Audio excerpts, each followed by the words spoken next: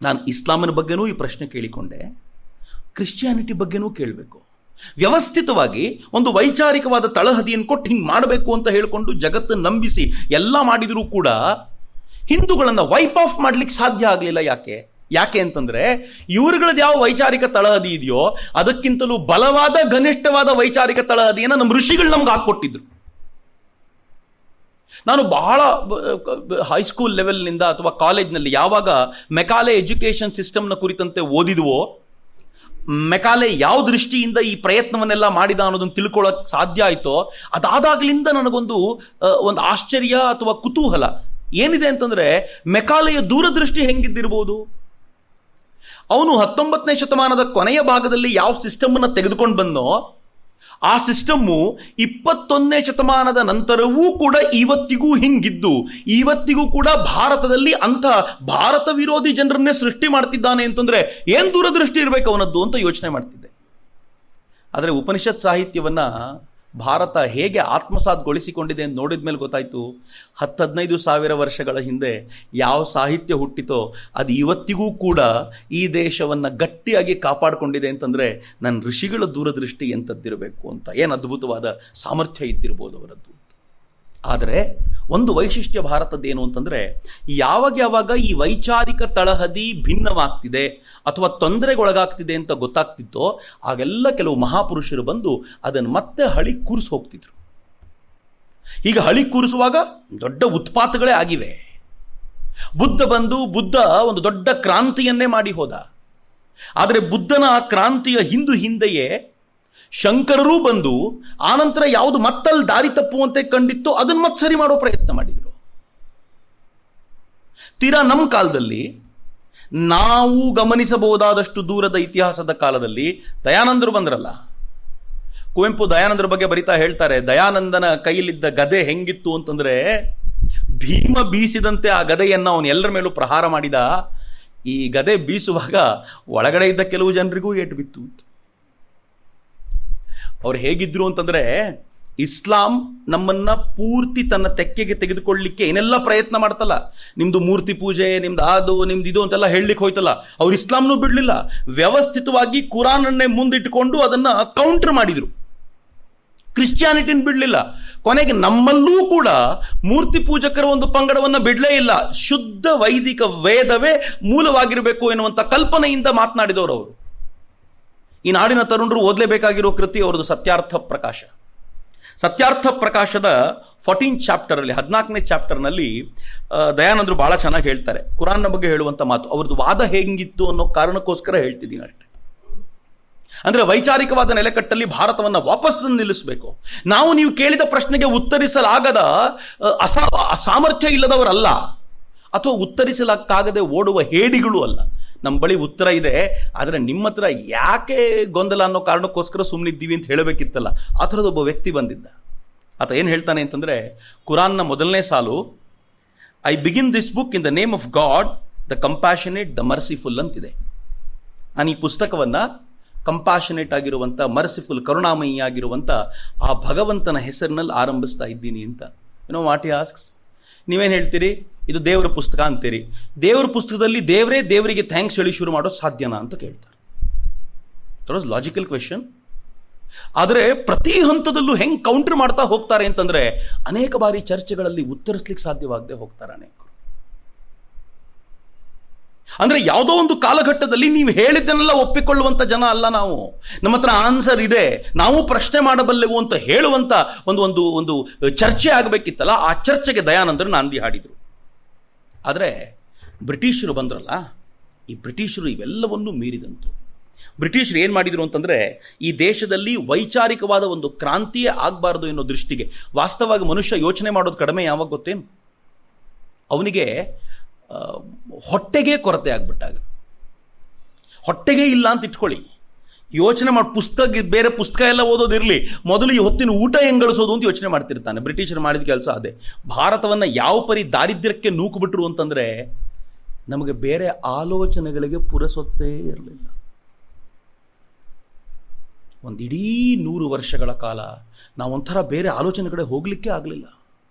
ಬಂಗಾಳವನ್ನು ತುಳಿದು ಬಿಟ್ರಲ್ಲ, ಎಂಥ ನಾಡಾಗಿತ್ತು ಬಂಗಾಳ, ಎಂತೆಂಥ ಚಳುವಳಿಗಳು ನಡೆದಿದ್ದು, ಹೇಗೆ ತುಳಿದುಬಿಟ್ರು ಬಂಗಾಳವನ್ನು ಅಂತಂದರೆ ಜನ ಹಸಿವಿನ ಹಾಹಾಕಾರಕ್ಕೆ ಒಳಗಾಗಿ. ಇಡೀ ದೇಶ ಫಾರ್ ದಟ್ ಮ್ಯಾಟರ್, ಬರೀ ಬಂಗಾಳ ಅಷ್ಟೇ ಅಲ್ಲ, ಈ ಅಯೋಗ್ಯರು ಮಾಡಿದ ಪ್ರತಿಯೊಂದು ಯುದ್ಧಕ್ಕೂ ಭಾರತ ಅವರಿಗೆ ಹಣವನ್ನು ಒದಗಿಸಿಕೊಡುವಂಥ, ಜನರನ್ನು ಒದಗಿಸಿಕೊಡುವಂಥ, ಧಾನ್ಯವನ್ನು ಒದಗಿಸಿಕೊಡುವಂಥ ಒಂಥರ ಸಪ್ಲೈ ಕಂಟ್ರಿ ಆಗಿಬಿಟ್ಟಿತ್ತು. ಹೀಗಾಗಿ ಯಾವ ಪರಿ ದಾರಿದ್ರ್ಯಕ್ಕೆ ತುಳಿಯಲ್ಪಟ್ಟೆವು ಅಂತಂದರೆ ನಮಗೆ ಪ್ರತಿರೋಧಕ್ಕೂ ಶಕ್ತಿ ಇಲ್ಲದಂಥ, ವೈಚಾರಿಕವಾದ ಆ ಆಲೋಚನೆಯನ್ನ ಮಾಡಬಹುದಾಗಿರುವಂಥ ಶಕ್ತಿಯೂ ಇಲ್ಲದಂಥ ಸ್ಥಿತಿಗೆ ನಮ್ಮನ್ನು ತಳೆದು ಬಿಟ್ಟಿದ್ರು. ನಮ್ಮ ಹಣ ತೆಗೆದುಕೊಂಡು ಹೋಗಿ ಚೆನ್ನಾಗಿ ಬೆಳೆದು ನಿಂತರು. ಆ ಕಾಲಘಟ್ಟ ನಮ್ಮ ಹಣ ಇಂಗ್ಲೀಷರಿಗೆ ಹೋದಾಗ ಇಂಗ್ಲೀಷರು ಹೆಂಗೆ ಕೊಬ್ಬಿ ಬೆಳೆದಿದ್ರು ಗೊತ್ತೇ. ಮುಂದೆ ದಾದಾಬಾಯಿ ನವರೋಜಿ ಅವರು ಹೇಳೋದನ್ನು ನಾನು ನಿಮ್ಗೆ ಹೇಳ್ತೀನಿ, ಆದರೆ ಸದ್ಯಕ್ಕಂತೂ ಇಷ್ಟು ನೆನಪಿರಲಿ ಬಿತ್ತರೆ ಹೆಂಗೆ ಕೊಬ್ಬಿ ಬೆಳೆದಿದ್ರು ಅಂತಂದರೆ, ಬ್ರಿಟಿಷರ ಒಟ್ಟಾರೆ ಔದ್ಯಮಿಕ ಕ್ರಾಂತಿ ಇದೆಯಲ್ಲ, ಆ ಕ್ರಾಂತಿಗೆ ಮೂಲ ಸ್ವತ್ತು ಒದಗಿಸಿದ್ದು ನಾವೇ. ಯಾವ ಔದ್ಯಮಿಕ ಕ್ರಾಂತಿ ಆಯಿತೋ ಅದಕ್ಕೆ ಹೋದ ಅಷ್ಟು ಹಣ ಇಲ್ಲಿನಂತೆ.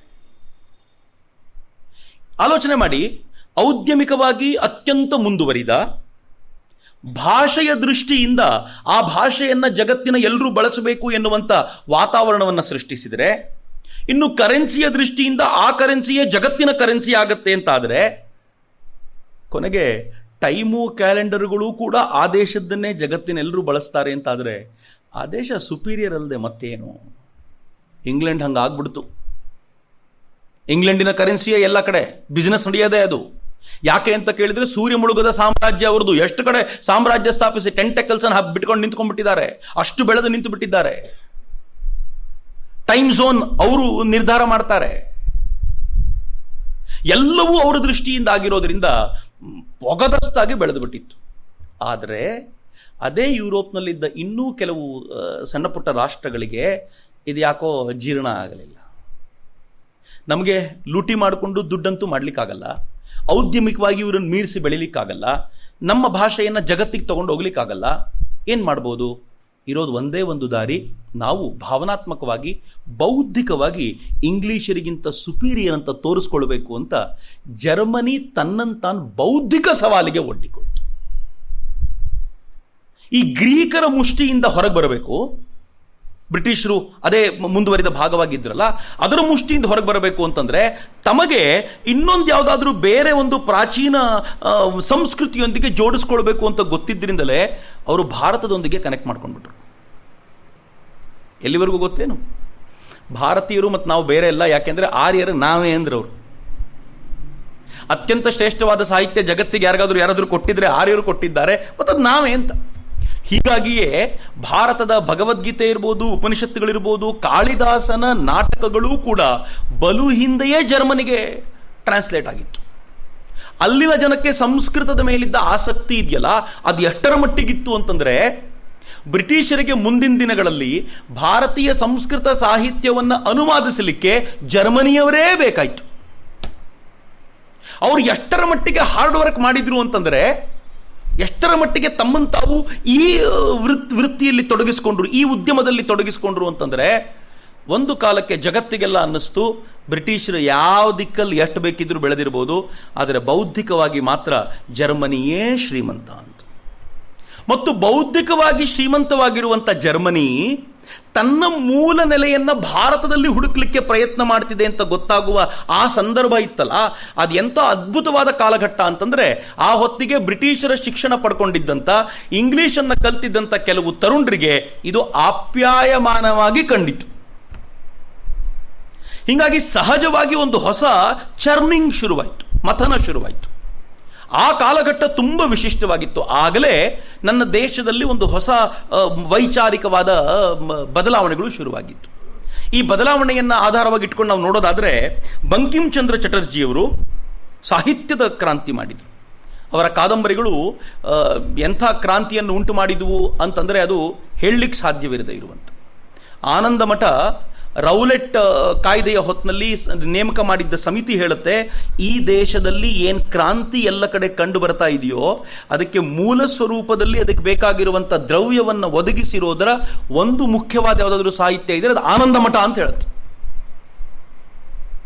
ಇವೆಲ್ಲವೂ ಆನಂತರವೇ ಶುರುವಾಗಿರೋದು. ಆನಂದ ಮಠ ಅಷ್ಟೇ ಅಲ್ಲ, ಆನಂದ ಮಠ ಭಾವನಾತ್ಮಕವಾಗಿ ಕಾದಂಬರಿಯ ಸ್ವರೂಪದಲ್ಲಿದ್ದು ಜನರಿಗೆ ಪ್ರೇರಣೆ ಕೊಡುವಂಥ ಸಾಹಿತ್ಯವಾದರೆ, ದಾದಾಭಾಯಿ ನವರೋಜಿಯವರು ಜಗತ್ತಿನ ಬೇರೆ ಬೇರೆ ಇತಿಹಾಸಕಾರರು ಅಥವಾ ಜಗತ್ತಿನ ಬೇರೆ ಬೇರೆ ತಜ್ಞರು ಹೇಳಿರುವಂತಹ ಸಂಗತಿಗಳನ್ನೇ ಮುಂದಿಟ್ಟುಕೊಂಡು ಹೇಗೆ ಬ್ರಿಟಿಷರು ಭಾರತವನ್ನು ಲೂಟಿ ಮಾಡಿದ್ರು ಎನ್ನುವಂಥ ಸಾಹಿತ್ಯದ ರಚನೆ ಮಾಡಿದ್ರು. ಅಂದ್ರೆ ತಥ್ಯಗಳ ಆಧಾರದ ಮೇಲೆ ಪುಸ್ತಕವನ್ನು ಮುಂದಿಟ್ಟರು. ರಾಮಮೋಹನ್ ರಾಯರು, ಸರಿ ತಪ್ಪುಗಳ ತಾಕಲಾಟ ಇದೆ, ರಾಮಮೋಹನ್ ರಾಯರು ನಿಜವಾಗ್ಲೂ ಏನು ಮಾಡಿದ್ರು ಎನ್ನುವ ಪ್ರಶ್ನೆಗಳ ಬಗ್ಗೆ ಅನೇಕರು ಪ್ರಶ್ನೆ ಎತ್ತುತ್ತಾರೆ. ಅದನ್ನು ಪಕ್ಕಕ್ಕಿಟ್ಟು ನೋಡಿದ್ರೂ ಕೂಡ ಒಂದು ಕಾಲದ ಬಂಗಾಳಿ ತರುಣ ವರ್ಗಕ್ಕೆ, ಸ್ವಾಮಿ ವಿವೇಕಾನಂದರೂ ಸೇರಿದಂತೆ ಆ ಥರದ ಅನೇಕ ತರುಣ ವರ್ಗಕ್ಕೆ ರಾಮಮೋಹನ್ ರಾಯರ ಪ್ರೇರಣೆ ಇತ್ತಲ್ಲ, ಅದು ವಿಶಿಷ್ಟವಾಗಿರುವಂಥದ್ದಾಗಿತ್ತು. ಇನ್ನು ಸ್ವತಃ ಸ್ವಾಮಿ ವಿವೇಕಾನಂದರು ವೈಚಾರಿಕ ಯುದ್ಧವನ್ನೇ ಸಾರಿದರು. ಈ ವೈಚಾರಿಕ ಯುದ್ಧ ನಡೆದಿದ್ದು ರಣರಂಗ ಭಾರತವಾಗಿರಲಿಲ್ಲ. ಎಲ್ಲಿ ಈ ವೈಚಾರಿಕ ಯುದ್ಧ ನಡೆದರೆ ಸರಿಯಾಗಿ ಬಿಸಿ ಮುಟ್ಟುತ್ತೋ ಅಂತ ಪಶ್ಚಿಮದ ರಾಷ್ಟ್ರವನ್ನೇ ಆರಿಸಿಕೊಂಡು ವಿವೇಕಾನಂದರು ಅಮೆರಿಕ, ಯುರೋಪ್ಗಳ ಮೂಲಕ ಈ ವೈಚಾರಿಕ ಯುದ್ಧವನ್ನು ಸಾರಿದ್ರು. ಎಲ್ಲ ಇದಾದ ನಂತರವಾಗಿರುವಂಥದ್ದು. ನಾನು ಹೇಳಿದಂತೆ ದಯಾನಂದರು ಬೌದ್ಧಿಕ ಸಮರಕ್ಕೆ ಸಿದ್ಧವಾಗಿದ್ದರು ಭಾರತದಲ್ಲಿ. ತಿಲಕರು ತಮ್ಮ ವಿಚಾರವನ್ನ, ರಾಷ್ಟ್ರೀಯತೆಯ ವಿಚಾರವನ್ನ ಕ್ರಾಂತಿಗೆ ಪ್ರಚೋದಿಸಲಿಕ್ಕೆ ತಮ್ಮನ್ನು ತಾವು ತೊಡಗಿಸಿಕೊಂಡ್ರು. ಇನ್ನು ಸಾವರ್ಕರ್ ಅಂತೂ ಹೇಗೆ ಬ್ರಿಟಿಷರು ಸುಂದರವಾದ ಭಾರತದ ವೃಕ್ಷದ ಬುಡವನ್ನು ತೋರಿಸಿದ್ರೋ, ಸಾವರ್ಕರ್ ಲಂಡನ್ನಲ್ಲೇ ಕೂತ್ಕೊಂಡು ಬ್ರಿಟಿಷರ ಬುಡವನ್ನು ತಿರ್ಗಾ ಮುರುಗ ಇಟ್ಟು ಭಾರತದಲ್ಲಿ ಅವ್ರ ಸ್ಥಿತಿ ಏನಿತ್ತು ಅಂತ ತೋರಿಸಿದ್ರು. ಇವರೆಲ್ಲರೂ ಕೂಡ ಭಿನ್ನ ಭಿನ್ನ ಕಾಲಘಟ್ಟದಲ್ಲಿ, ನಾನು ಸುಮ್ಮನೆ ಹೆಕ್ಕಿ ಹೇಳ್ತಿದ್ದೀನಿ ಅಷ್ಟೇ, ಈ ಥರದ ಅನೇಕರು ಆ ಕಾಲಘಟ್ಟದಲ್ಲಿ ಆಗಿ ಹೋಗಿದ್ದಾರೆ.